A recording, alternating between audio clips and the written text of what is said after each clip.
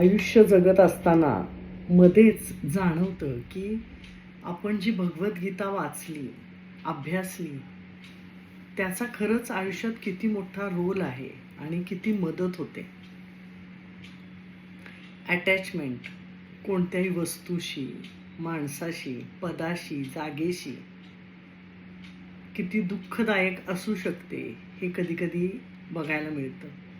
म्हणजे नकळत आपण अशा गोष्टींबरोबर इतके अटॅच होतो की त्याच्याशिवाय आपलं आयुष्य अपुरं आहे, अधुरं आहे असं जाणवायला लागतं. अशी अनेक उदाहरणं आजूबाजूला दिसतात. खुर्चीबरोबर अटॅचमेंट, पदाबरोबर अटॅचमेंट, माणसांबरोबर अटॅचमेंट, जागेबरोबर अटॅचमेंट, मी, माझं. खरं तर तसं काही नसतंच, नाही का? श्रीकृष्णाने तेव्हा सांगितलेली ती गीता अजूनही प्रत्येक दिवशी, प्रत्येक प्रसंगी आपल्याला पुन्हा हेच शिकवत राहते.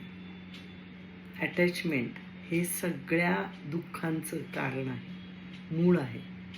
जितकं स्वतःला सगळ्यापासून अलिप्त ठेवायला आपण शिकू तितके आपण सुखी होऊ. पण ते इतकं सहज जमणार थोडीच आहे. शेवटी माणूस आहोत आपण. माणसाचं मन प्रत्येक गोष्टीला जखडून ठेवायला बघतं आणि मग त्या जखडण्यातूनच सगळ्या दुःखांची सुरुवात होते. कळतंय पण वळत नाही अशी आपली परिस्थिती होऊन जाते.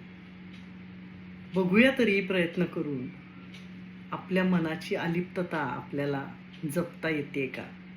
अलिप्त राहून आनंदी राहता येते का? आनंदी आयुष्य जगता येते का? प्रयत्न करायला काहीच हरकत नाही, नाही का?